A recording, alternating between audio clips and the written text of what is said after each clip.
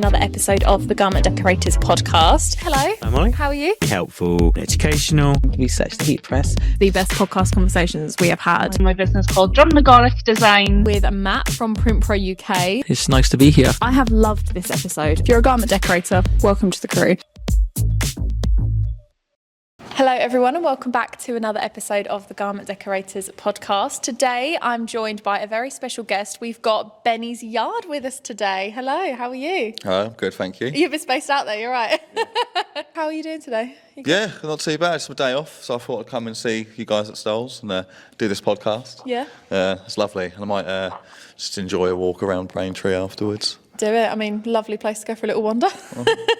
So for anyone that's watching this podcast episode and has no idea who you are and what you do for a living, give us a bit of an introduction, because you run your business slightly differently to how I would say most people run. Yeah, I guess so. I mean, I started out as an artist, working part-time when I graduated from uni back in 2014. Whoa. It's scary when you think back, isn't it? Yeah. And I sat down at my desk at work one day. I was turning 30. I just made the decision to quit my job there and then. So I didn't really have a plan other than doing illustration and artwork on the side. So I thought, well, I'll quit my job and I'll give that a proper go. Is that what you were doing before, illustration and artwork, but for someone else? So I work on a commission basis, and obviously I was doing my own work as well. So I've done T-shirts and stuff in the past, but it was all like outsourcing. Mm-hmm. So, you send off your design, they send it all back, which is all good, but, you've got minimum orders and stuff like that, and it's one design, which, the heat presses allowed me to sort of explore more options, because you can order as many designs as you want on the gang sheet, see what's works and stuff like that. Yeah. But quit my job in 2022, one of them years, and then been doing it ever About 5 since. years ago, roughly. Yeah, and then been doing it ever since, full time. Amazing. And tell me a little bit about where you run your business from. So I live in a little seaside town called Felixstowe. It's up and coming, it's great. I work out of a double-decker bus that's been converted into an art gallery downstairs. So I sell my work in there alongside other local artists as well.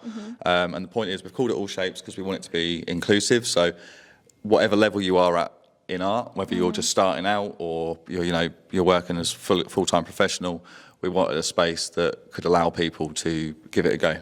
And, we don't take any commission, we just charge rent for the space. And then upstairs is my studio, so I make all my bits and stuff in-house and then sell it downstairs. And I do all my commissioned work up there as well. So it's like kind of a two-in-one sort of build, if you know what I mean. What made you want to run your business out of a bus? I didn't decide to do that. You didn't? I kept pestering the landowners down at Beach Street that I wanted a unit down there to start, selling my work and stuff. And they kept telling me, we don't have anything. I kept emailing them. I was like, you've got something. And they're like, no. And I walked down the side and they had this double-decker bus sat on the side of the road collecting tickets from the council. And I was like, do you guys own that? And they're like, yeah, we don't know what to do with it. I was like, I do. You're like, that's my unit. So they let me have the unit. Yeah, they let me have the bus. I mean, it was in a sorry state. So you had to convert it and do all that yourself? Yeah. God, that must have been a lot of effort. Yeah, hard it work. was me and my business partner at the time, Adam Gould. We set it up together. It took both of us probably about a month to get it all ready. It was mainly just pulling pallets apart and then just using the wood from that to make it nice and just fit in some worktops and stuff. So it wasn't too bad. Once we got it stripped and cleaned, that was the hard part. Once we'd done that, getting the bus ready and actually getting enough work ready to actually fill the shop as well. I can imagine that's quite a big space, because when you think about it, like a double-decker bus is quite big, but when you think about the inside of it, you wouldn't think it was as big as like a workshop. But when you're selling bits of art, that doesn't take up that much space. No, it's not. It's true. It doesn't take up that much space. And once you take the seats out of the bus, they're actually huge. The upstairs in particular is. I mean, you could live in it. People do, don't Yeah, people do. You'd need to install a toilet and stuff like that, but. It's not functional at the moment. You can shower in it or anything like that, or cook in it. No. Or I don't know, people make we've seen people make videos of like cooking stuff on the heat press before, so maybe you could like start making cheese toasties with your heat press. Do some wraps. I mean, we've got a toaster and we've got a microwave in there. Oh, there you go, and problem solved. As long as you can have and pot fridge and a noodle, freezer, fine. actually, so it's not too bad. So you can make cups of tea. I mean, I don't drink tea, but toilet. You could live in it. yeah, you could. Honestly, you could. Oh, Oh, this is taking a very odd turn talking about the bus situation, but I love it. I think it's such a unique thing to have done. Yeah. What was the first thing that you ever actually heat pressed? Because you were telling me before about how you went from art to garments. Where was that transition? How did you go from art and illustration to printing apparel? It wasn't really a transition. I've always been into my clothes. I've always been a skateboarder, and skateboarding's a big part of clothing. What you wear while you're skating is a big part of it. So I've always been into clothes, and it kind of just naturally happened. I was making artwork, and I was like, oh, this will be cool on a t-shirt. So I haven't transitioned. I'm still doing the artwork and still working on a commission basis. I'm bringing more into what I offer. You've added another part to the business. Yeah, and particularly now I've got the heat press, people see that I'm making my t-shirts, so now they're like, oh, I want 30 of these made, can you do that? Not only do they want the artwork made, they also want the t-shirts pressed. I can offer that whole service now. And for me as a creative, it's just fun to put the heat press on a day where you haven't got much on and just have a play. So the first thing I heat pressed was a t-shirt. Obviously. And it was an XXL, like the worst size to start with, and it was in completely the wrong place. Is it like a belly print? Did you put it way too far down?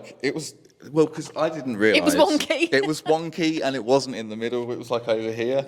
So my girlfriend just sleeps in it now. That's cute that you've kept it though. So many people don't keep their first prints. Like we were talking to Darren, who we did the More Than a Heat Press episode with, and he was like, no, I didn't keep the first t-shirt. And we were like, what? Who doesn't keep their first t-shirt? Yeah, no, I've still got it somewhere. I mean, if I make a mistake, generally I give it away to someone. Yeah. So they can wear it. Yeah, no waste. I love it. So when you say you're just in the bus pressing randomly of an afternoon, you've got some time to kill, is that what happened with the joggers you're wearing? Because you made a very good reel that you put on Instagram that Beth and I both saw, and we were like, that's actually a really good idea. And you came in wearing them today. Yeah. Obviously, they're not ready for sale yet. I still need to... They might be by the time this comes out. Never know. Yeah, true. But yeah, I need to master... There's difficult places where there's lots of seams and stuff, like you don't get that pressure, and they're quite small designs, so... But yeah, I just wanted to have a play. I was ordering some hats on Rallowise. Yeah. And I saw the joggers, and I was like, well, I like joggers, so let's just get some of them as well, see what I can do with them. And yeah, they're good fun. That's literally how our How to Heat Print Athleisure series started, because it's the clothes I live in, and I was like, I want to make content about this. It's what you're passionate about and what you genuinely wear every day. Yeah, drawstring. Why are we wearing belts and stuff? It's 2025, people. Do you know what I mean? Live in comfort. Yeah, exactly. I sat down here. If I had a belt on, do you know what I mean? It'd be really uncomfortable. This is why I wear jeans that are a size too big for me, so I don't cut in when you sit down. Yeah. Logic, right? Yeah, comfort is everything. It's more important. Oh, so talk to me about the process of getting your heat press, because I said to you when you came in today, have you been here before? And you were like, oh yeah, I came to see the press before I bought it, blah, blah, blah. Talk to me about that process, because you said you looked into it for quite a long time before you actually bought the machine. Yeah. I mean, I do that. Yeah. I can't just go out and buy something impulsively. Particularly if something for the business, it's got to be the right thing. And I started looking at things on Amazon, and I just didn't like how they looked. They looked all very cheap. They looked like they were going to break. And if they were going to break, I wasn't going to get any customer service or help. So I found you guys while researching. And yeah, I pretty much decided that it was going to be a Styles heat press that I went for. I was just deciding which one, and I think I was going to go for like the smallest auto open, and I ended up with the biggest. So. Which is always the best decision. I know that everyone comes in and they're like, oh, trying to save a bit here and a bit there. But I mean, like you've experienced now, you can print as big as you want with the biggest size press, providing it fits under that 40 by 50 centimetre plate, which for designs that you're doing, like the bigger graphic tees and stuff like that, if you ever wanted to do something that was that size, you've got the ability to, whereas if you'd have bought the smaller one, you're stuck with that size. You have to get the next press up. Exactly, yeah. Yeah, and you can get all the patterns, and change them anyway. So I figured, well, it's a better investment to get the big one. Yeah, 100%. Yeah. So how have you found your heat press so far? You have the auto open, right? Yeah. Yeah. How have you found it? Yeah. Absolutely love it. I still, when the timer and it just opens on its own, it still makes me happy. It's the reels that you make for Instagram that make me laugh. Like when it pops open and you're just like, ta-da! I love it. It's great fun. It's so funny. And yeah, it allows me to, decorate my garments and stuff without the mess and the you know, the cost of screen printing, which is great. I can just explore my designs and just have a play. And that's essentially the number one most important thing to me. It's like, yes, there's the business side of it, but for me, if I'm not being creative, mentally, I just wither and die. So... For those of you who can't, it was the eye contact with the camera. Wither and die. So talk to me a little bit about, you just mentioned screen printing. Have you done that before? Did you At use college. the screen print? Okay. I fair. had a go at college and decided it wasn't for me. Funny thing is, I'm an artist, but I hate paint. That's quite contradictory, actually. Yeah, it gets everywhere, and it does me head in. So I use like paint pens and stuff, and obviously you have to use a bit of paint, which is fine, but no, not in my studio. I don't want all them screen printing inks in my Don't want all the studio. mess, the No. cost, all the cleaning up, no. Yeah, I mean, it's a lovely process. It's just not for me. Yeah. I feel like with screen printing, you either have to dedicate your career or your life to being a screen printer, or you can't do both. Like, it's too much of an investment. It takes too much time. You have to master it as well. Like, you can't just buy a screen print and be like, oh, I'm a great screen printer now. Like, it takes time to figure out the process of becoming good at it as well. So, yeah, if you're not passionate about it at heart, I think transfers are definitely the way to go. Yeah, 100%. For me, it works with my business. You know, I can make the artwork. I can have the artwork pretty much the next day from ordering it, and then it can be on a shirt that day. Yeah. Whereas screen printing, you've got all the screens to expose and the colours to make up, and It's a lot, yeah. yeah. How have you found your 360 IQ hat press that you bought last month? Yeah. You added a second press to your setup with your Yeah. caps. Yeah. So Hotronics Auto Open, when did you buy that? 3-4 years ago? No, September last year. Oh, crikey. Okay. Because Benny was saying to me earlier, it's already paid itself off. And I was like, oh, yeah, okay. Since September. That's Yeah. insane. That's It's absolutely pretty good. insane. Yeah. And look, paid itself off and profit. So it's That's crazy. definitely worth getting. Looking That's back now, mental. what was I so worried about? I remember being sat in my car out here, like sweating. Like, it's a lot of money. It's a lot of money, man. But it's fine. It worked out. And now you're like, yeah, profit. It's all Yeah, good. it's great. So anyway, we bring it back to the 360 IQ Mm-hmm. hat press. How have you found that? Why did you decide to get one of them? I wanted a hat press, and I just wanted to make hats. yeah, I was like, I've got to make hats. Obviously, you can't do it with the other ones, really. No. I tried. I was How'd like, that there must go? be a way. Did you squish a Didn't- cap under the press? How Yeah, did it that didn't go? work. Didn't work. No. Just ruined it. So, and I kind of knew it was going to happen anyway. But I you- thought, well, you had never to try, know. didn't you? Yeah. So I was like, all right, I need to get a hat press. And then obviously this was the one that, why wouldn't you get this one? Yeah. You know. Benny and I were saying before we started recording this podcast, actually, he was asking about printing onto puffer jackets. And I was like, oh, yeah, you can. You might need a bit of lower heat, blah, blah, blah. I went, oh, actually, now that you've got the 360, you can print like left chests and small front chests and stuff because you've got that lower heat built in. Like, that heat press isn't just for hats. Well, I can't wait to explore that. I'll be putting all sorts under there. So we'll figure it out. Make sure you film it as well. I'll be Yeah. very intrigued to see how that goes. Well, I mean, I love it. I'm not very good with computers, and this one's got a computer built in. So as soon as I started that up, I was like, oh, yeah. God. It's not that complicated. No, though, it's not. to I've be got fair. a couple of presets on there. So obviously, I haven't done any of the embroidered patches. That's what I really want to focus on is the Okay. embroidered patches on hats and the rubber stamp Yeah. size ones as well. At the moment, I've just currently done DTFs because that's all I've got in the studio. Just Yeah. cut up some old designs and tried it out, and they've come out really nice and they're selling really well. But yeah, I want to do some like denim hats and stuff, and obviously you can't DTF transfer onto those. So yeah, I'm loving it, and I'm excited to get some new designs. I'm actually going to be putting an order in soon, guys. So, yeah. Exciting. I feel like a crossbody bag would suit your vibe, like what you sell in your bus really well. Like you could do a crossbody Yeah. bag, or like what are they called, like waist packs. They are almost like the Uniqlo bum bags everyone's got. Oh, you could do them on the hat press. You can, yeah. You can do them. Cheers, New products, guys. There you No go. idea. Yeah. This is why you come in and have these chats with us. It's all about creative flow. What's the best selling product at the moment? Is it t-shirts? That's your number one? Oh, that's hard.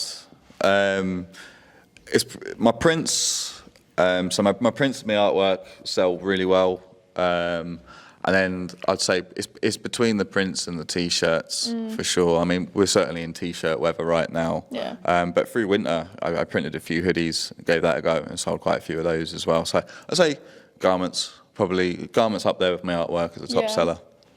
It's good that you've been able to add that revenue stream into your business with your current skill set? Like, it hasn't really been, other than learning how to use the heat press and understanding the transfers and the process behind like ordering those, which is pretty simple. Which is easy with Stoles, by the way. Thank you very much. You guys have made it really easy. Thank you. We do try. Yeah. Beth behind the camera is just like cracking up right now. What was I going to say? Yeah, so other than actually learning how to physically heat print with the press, which also is easy, you haven't really had to do much to add that into your business and start making more revenue. Like, it's just your current designs on T-shirts, which is so simple. Yeah. Yeah. So I'll have a design and I'll be like, what's this going to be? And then what I normally do is I get it printed out in prints and then I'll try it on T-shirts and I'll sort of settle on what I favour. But that being said, what I favour and what necessarily sells can be completely different things. So it's about just being open. I do find that like you can be very protective of your artwork as an artist and decide, oh, it's for that thing, when actually it's probably better suited for a T-shirt or something else. So it's just being broad and just being like, well, I'm going to try it. And then you can soon figure out what works rather than trying to preempt it. Yeah, and I'm like that with our video content sometimes. Like, I'll have an idea in my head of what I want to make, and then like Beth will turn around and be like, have you thought about maybe doing that with it? And I'll go, oh, that's actually a genius idea. And if you're not open to change or like trying new things, you're never going to explore those possibilities. Like, I can imagine with you, if there's something that you see on a particular design on a certain colour T-shirt, but then someone goes, oh, can I have that on a hoodie? You could be like, no, that's only for that T-shirt. And then, but you miss out on like a sale and maybe a new product and all of that. So yeah, and that's a big part of what I do. I have my T-shirts out in the shop, but I have a sign up saying, if you like this design, but you want it on something else, I can do it for you. Yeah, in so about you 20, literally 25 minutes. heat print on demand if someone wants something that day. I'll just say to them, and all the other units down there must love me because I'm like, look, just go get a coffee or go get a slice of pizza. Yeah. I'll be about 20 minutes and I'll have it ready for you. Yeah. And yeah, it works really well. That's actually crazy. I know that we talk about heat print on demand a lot, and it's a big topic of conversation because it is so quick and easy to make custom apparel, decent quality custom apparel these days. But I think you are genuinely the first person that we've had on the podcast that actually like prints on demand on the day, like for their customers. Have we had anyone else that does it in that time? Like 20 minutes? Not as quick as that. That's crazy. That's actually insane. Is it? I love it.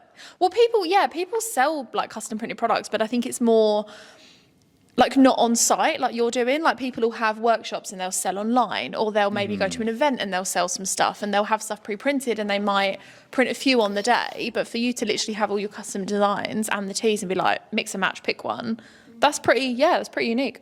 Oh, thank you. Yeah, I mean, like it just works. I thought, well, why wouldn't I do that? I mean, it is stressful.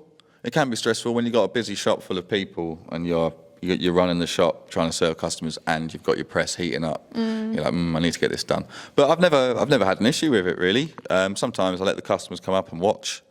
That's cool. Yeah, so they can actually see it being made. I feel Yeah. like they have a better emotional connection with the product they're buying when they see it being made as well. 100%. And they get stoked on the brand then, and then they're Yeah. more excited to wear it, and they're more excited to be a part of it. Yeah, come back and repeat they buy. feel like they've been a part of it because they've watched it be made. So, yeah, it's cool. It's You really could start cool. running workshops next, how to heat print your own T-shirts. Yeah. Could be another Yeah. revenue stream for your business. Add it on in there. I do workshops actually. Oh, you do? Yeah. I teach a couple of young people upstairs, and when on the quiet days in the week when the shop's not so busy. Yeah, not when you've got like 20 customers lining up.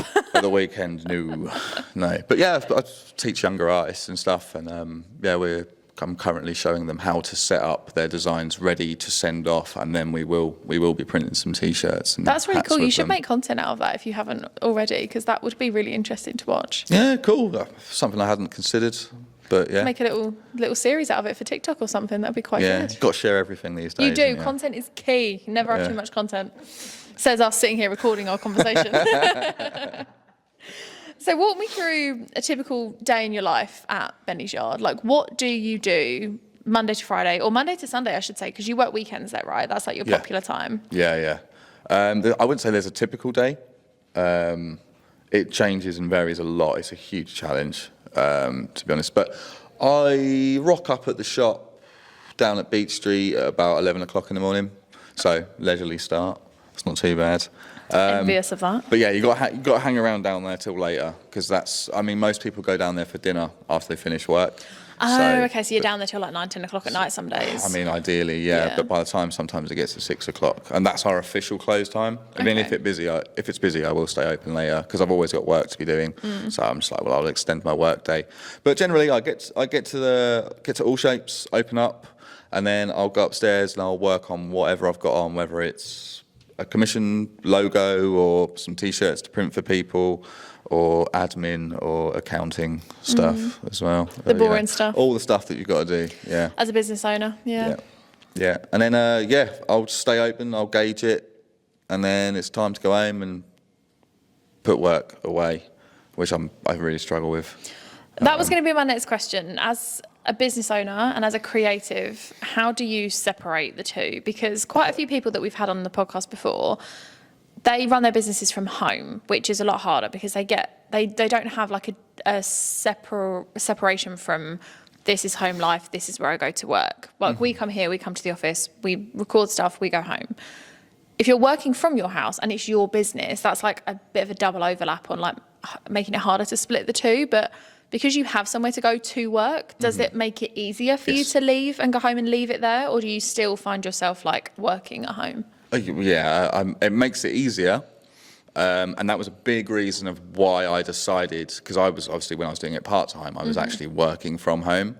And, I'd be a support worker for half the week, and then the rest of the week I'd be an artist. And I wouldn't see anyone because I'd be at home working, whereas at least now I'm out of the house and I'm at work and I'm meeting people. Yeah. And I see how my artwork's landing real time, rather than just putting it all online. Oh, that's one sold, that one, I see, even if I don't make a sale, there's information, there's data there that I can... Yeah, what people have looked at, what they've picked up. Exactly. And I think that's been really good, getting that. Having somewhere to go, drive to work or commute to is really important because I feel like you get yourself into that zone.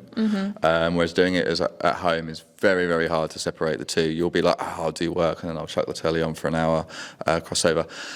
But that being said, no, I go home and sometimes I've got so much work on that I have to do the work at home. Yeah. But I'm getting better. But yeah, work-life balance when you've got a business, especially in the early stages, so yeah, you're going to be working a lot. You were talking to me earlier about toying with the idea of maybe taking on staff at some point next year. How do you, if someone else is running a business and is maybe in a similar position to you, what advice would you give them if they were thinking about doing the same thing? Like, is there a certain point that you've hit and you've gone, we need to take on staff now because I physically can't do any more than this? Or is it more like, we're making X amount of profit now, I can afford to have someone else help me so that I can have a better work-life balance? Yeah, it's a little bit of both. I think it's, having staff will allow the business to become more profitable. Yeah. It's just about having faith in that because, you look at the numbers coming in, it's like, oh, I could pay someone to do what I do. But number one, are they going to do it as well? Probably not to start with. You need to train them. So there's that time that you need to invest there. Which is that all added to what you're already doing? Yeah, exactly. And it's just it's allowing your business to grow because, I'm well aware that in my business I'm doing everything. So I'm the bottleneck. I'm the kind I've hit the ceiling of, you can hit the ceiling of what you're capable of earning because you've only got so many hours in the day. Whereas if you can buy more hours by having staff. But it's just about gauging and just being careful, not getting too carried away. You can have a really, really good season where you make a lot of money. But, I take the commitment of bringing someone on board really, I take the commitment of someone coming on board quite seriously because, I don't want to employ someone and then a couple of months later have to be like, I can't afford to have you. So I want to make sure that I can project forward and see that it's going to work, and I think that'd be the same for anyone. Yeah, you want to make sure that you've got enough work for 6 to 12 months to keep them, and then you hope that by the time they've been there for 3 to 6 months, they're trained and they're profitable enough that they're helping to bring in more business rather than just you paying them off of what you were already making kind of thing. Exactly. Yeah. So what has been your biggest challenge so far since leaving your full-time job and going self-employed when you look back? Yeah, realising my weaknesses, that's also a strength, right? You realise going into business very, very quickly where you're not as good and where you're strong, but it's about being empathetic with yourself and compassionate with yourself to understand that you're going to make mistakes. It's going to be tough. It's going to be lonely. And, you know, I'm always just looking at that light at the end of the tunnel, being like, this is just temporary. Like, this is part of what I have to go through now to get where I want to go. And I say that's the biggest lesson. It's just being okay with being the fool, because, you know, that's how you become the master. You can't ever get really, really good at what you're doing unless you're willing to be really rubbish to start with. I actually love that. I think you have to be accepting of the fact that whatever you do initially is always going to be terrible. The first video you make, the first t-shirt you print, the first piece of art you design is always going to be something you look back on and go, oh, that was rubbish compared to what I do now. But you're never going to get to be the best version of it if you never start. Mm-hmm. So you're right, you just need to take the leap and just be like, yeah, we'll just write off the first couple of weeks or the first couple of products and be like, okay, we'll get better from there on out. Mm-hmm. 100%, yeah. You got to be brave. Mm.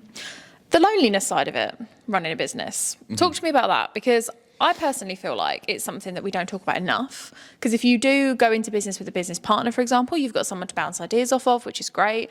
If you are an entrepreneur and you start a business for yourself, yes, you've got friends and family that will be there to support you, but they're not the day in, day out, like there with you all the time, 24/7. Like, you don't want to be going out for dinner with your friends and constantly just talking about your business all the time. You want to switch off. How do you deal with that side of it? I just keep soldiering on. I mean, the loneliness side of it is it's more of a, yes, you have people who support you and stuff, but they don't necessarily understand. I feel like being an entrepreneur is quite a, well, you're in a very small minority, right? So there's not many people that can relate to you. Mm-hmm. You know, so like it's like being a parent in some way. Like, I can't relate to someone who's a parent because I'm not one. But also, you can't relate to being a business owner because you aren't a business owner. So it's talking about those issues with the right people, and you kind of quickly realise that there's not many people out there that will 100% support you while you're doing. Well, when you start doing really well, I think that's when you start seeing who really supports you. It's almost like when you're not doing very well, everyone will support you because you're the underdog. But when you start doing really well, it's like there's a bit of that support where it feels like it's just not quite there anymore. It's almost really? Like people I would have thought that would have been the other way round. Oh, that surprises me. Yeah, well, it surprised me too. I mean, yeah, it can be lonely because you obviously you make sacrifices to make your business successful.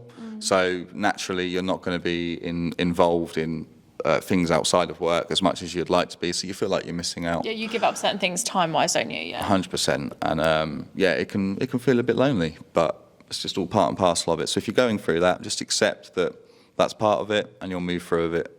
Yeah, it's not forever. Yeah. It's not forever. You move on. It's temporary. I want to ask you about your social media approach, because you do a fantastic job of making reels, making content for your socials. Whenever you post something new, me and Beth are always like, oh, Betty's posted a new reel, let's check. Like, we always give it a watch and we love it. Oh, thanks, guys. I genuinely do. Your content makes me so happy. How do you approach that? Because I suppose I've got two questions. Like, one, how do you manage it now that you've established the business and you kind of know what works and what doesn't? How do you factor that into your like weekly schedule? But how did you start? Because it's so unique the way that you do it. And is that just your personality, but on camera and being really authentic and genuine? Or did you sort of go, oh, this is how I want it to come across? Do you know what I'm trying to say? Yeah, I don't actually like social media that much. Great start. Look, I do. I think it's a great tool. For me, it's a great tool to use. But what I'm noticing more and more on social media, it's increasingly fake. You know, you've got all Preach to the choir. You got all these, you know, brands and stuff that put out an image that, well, I know for a fact you don't represent that. So for me, it was important to just not take it too seriously and kind of go at my business and my brand with a bit of tongue in cheek. Like, you know, I'm just a working class lad, son of a fisherman. You know, and when you look at it that way, it's don't take yourself too seriously, man. Just get your content up online. Again, it's going to be probably not as great when you start out. Yeah. But as you do it more, you get better at doing it, and I just see it as a way of having fun and promoting the business at the same time. Yeah. What's the favourite video you've made so far? Have you got one, or do you sort of just make them, post them, and move on? Yeah, I mean, I did a Sabrina Carpenter. It's nothing to do with work, but I did a Sabrina Carpenter one. Like, all my mates. Most of my mates don't like her. I absolutely love her. I think she's great. So I just did a video of me sat there looking around to see if anyone was around, and then I put her on, and that was fun. And then, just some fun ones of me making some hoodies through winter. Well, like, again, when it was quiet and rainy, it was I remember that one. Someone knocking at the door of the bus when it was chucking it down outside, and you were like, let me just make you a hoodie. That was really good, Yeah. And then, like, you're skipping through the rain and stuff. So, you know, you start with one little idea, and then as you start to make the video, you realise, we could do this and we could do that. And then, before you know it, you've got three or four posts. Yeah, and because you're a creative at heart anyway, I feel like you kind of naturally adopt that side of the business, like the content creation. Whereas for someone that, I don't know, is in, I don't want to make generalisations, but for someone that works in accountancy or like legal or something like that, if they were to start making content, their creative side of their brain probably wouldn't flow as easily as like what yours might, because you are already in that kind of bubble, if you know what I mean. Mm-hmm. Yeah, that's true. I mean, even... like, it comes naturally to you to be like, oh, let's try this, let's do that. Yeah, for sure. I mean, I've always been interested in video because, you know, again, skateboarding, you're always out there filming and making little edits and stuff. So that's where that all stemmed from. And just jumping on, I mean, when they brought the reels out on Instagram, I was really excited because I do quite like the portrait format video. And I just thought, I'm going to have a play with this. And I've done it ever since. I mean, remaining consistent at it is really difficult. When you're busy and you've got deadlines and other stuff to be working on, sometimes social media can fall to the wayside. So it's just about just being consistent with that, which is really, really difficult. Have you got any advice for anyone that's trying to be more consistent with their social media while running a full-time business? If you can't do it yourself, pay for someone who's good to do it for you, because they're going to be outside your business anyway. So I always think of it like you're inside the wide bottle, right? So you can't read the label from the outside, like from the inside. You can bring people in who can see your brand from the outside, who aren't emotionally invested, and they can just do a good job of doing your social media for you. Whereas I find with my own social media, I can stand on my own way because I want it to come across this way. When it's like, well, that's not. That's the biggest issue I think most people face when it comes to making their own content, is there are so many excuses and so many reasons as to why you shouldn't do something, versus just being like accepting the fact it's not going to be perfect and putting it out anyway. Yeah, 100%. I mean, you've got lots of things to think about, like, when to post, how often to post, is the algorithm going to like it? At the end of the day, don't worry about those things because they'll only hold you back. It's like if you've got something to say or a video or a post to put out, just put it out. You have to get to a certain point with social and content creation before those things become a problem. Like, if you're not posting regularly, it doesn't matter what time you post if you're posting once a week. Do you know what I mean? Like, you're better off posting 3 to 4 times a week at random times throughout the day and getting it out there. And then once you do that consistently for 6 months, then you might think, oh, is this the best time for me to do that? But get into the routine of making the content and posting it regularly before you start to worry about the stuff that's going to stop you from posting. Yeah, 100%. That's better than what I said. It's the same thing. Don't need me here. I love this conversation because we do talk to small businesses all the time and we give them the tools that they need to start marketing their business. But it's okay to say that you can't do it all. Like, it's absolutely okay to you can't. 100%. You can't. The other one, so social media is actually not always one that we talk about outsourcing. It's normally like accounting, like the financial side of it. People always want to outsource that, which fair enough because it's boring. Yeah.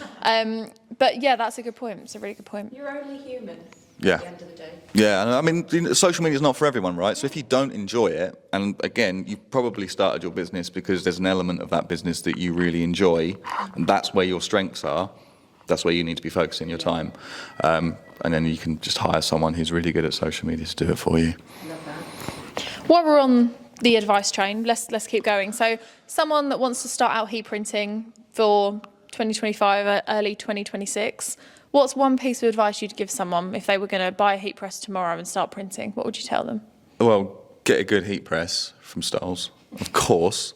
And yeah, just do it. I researched it for ages and I've done all that work for you. So I can say you don't need to do any research. You can just get yourself a heat press and get started. It is easy. Brilliant. Enough said. End of conversation. It is. I mean, there's a learning curve to it. There is a learning curve to it, but it's not huge. Compared to a lot of other decoration methods, it's not that big. Yeah. No. What's next for your business? So we were talking before about you want to experiment with different patches on the hats. You've got the joggers you want to work on bringing out. What have you got that's coming up in the next 6 to 12 months that you're excited about? So lots of new designs. So I'm just getting all my commissioned work finished throughout the summer, and then towards the tail end of the summer holidays, I should have some time where I can focus on getting all the artwork that I've sort of done over the last year or so ready to send off. So yeah, lots of new t-shirt designs, hoodie designs. Going to be doing beanies. I mean, I haven't got too much of a in concrete plan.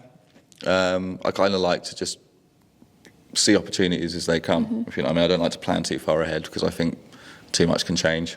Being flexible, I think, is one of the biggest strengths to a business, not just with new products, but like financially as well. One of the biggest pieces of advice that I think someone's ever given on like a video or a podcast that we've done before has been stay flexible with your finances. Don't invest too much in one thing, because if the trends change or your customer demand changes, you can't move with them. You're kind of stuck in what you've already invested in. Whereas, like you've just said, you don't plan too far in advance because stuff changes. You might have a new product that you want to bring out and go, oh, I'll do that next week. And you can, because you're quite adaptable with your business. Yeah, 100%. You know, thankfully, it's a creative business, so that allows me to be creative. Yeah. And if I see that I'm not making enough money, I can go out and make more. It's just being open to opportunity. And I feel like if you get in your head that you've got a plan too much, you're missing the now. Yeah. And there's lots happening right now that you're probably missing because your head's in the future, which I've been massively guilty of. And it is one of my probably biggest weaknesses is I'm too focused on the future. So I'm learning to be more present. You're trying to not plan too far in advance. Yeah, and I'm just letting go. How's that going for you? Really good. My therapist is really happy with me. I'm just I am letting go a little bit, and it hasn't had a negative effect at all. Yeah. It's almost like the pressure of the business is off my shoulders, yet I'm doing everything that I was before, but I'm doing it with a smile and a swagger, which is a much better way of doing it. Yeah. You know, it's perspective, isn't it? Yeah. It's how you look at everything. Like, life's not that serious. No, it's not. And you know, there's tough times. You got to see it as the tough times. It's a period of learning. You know, there's two. Like, there's a period of earning and there's periods of learning. And that's the way I look at it, and it helps. One more question for you. What is one thing that you absolutely couldn't live without in your double-decker bus? One thing, I mean, that's Pepsi Max is pretty important. Not what I was expecting you to say, but okay, I thought it was going to be paint pens. But my till's pretty important as well. Yeah, card machine. Yeah, card machine. Yeah, obviously all the stuff that allows me to create my wonderful artwork. So yeah, my paint pens, my heat presses. I like the Pepsi Max answer. So many people go, well, the heat press. And I'm like, well, yeah, obviously. But like, what's the fun answer to that question? Pepsi Max. Yeah, Pepsi. Brilliant. Sponsored by Pepsi Max. This is brilliant. Honestly, you won't see me without one. That's hilarious. Benny, I've had such a good time chatting to you today. Thank you for coming on. Me too. If people want to get hold of you, find out more about your business, come visit your shop, where can they find you? Online, in person? So you can find me in the shop down at Beach Street in Felixstowe. Definitely come. It's a lovely seaside town, and when it's sunny, like it is hopefully now, whenever you're watching this, you can come down and enjoy the seaside and and hang out at Beach Street. It's great. And online, so my Instagram is @bennies_yard. My website is benniesyard.co.uk. I'll put it in the description notes. Yeah, we'll put it in the description notes. Thank you. Just in case that's wrong. I'm pretty sure it's right. benniesyard.co.uk. Yeah. I think it's safe to say that you sell more products on the bus than you do via the website, right? If you 100%. I'm a bit nervous about online, to be honest. I used to sell a lot on there on Depop and stuff, but with the current way things are with Temu and Shein and stuff, it's a little bit of a scary place for a creative online. Yeah. So I've peeled my work back from there. And it's working. Yeah. Yeah. Amazing. Well, thank you so much for coming down and being on the podcast with us. We've loved having you, and hopefully this won't be the last time we have you on the podcast. No, thanks for having me. Thanks for inviting me. It's been brilliant.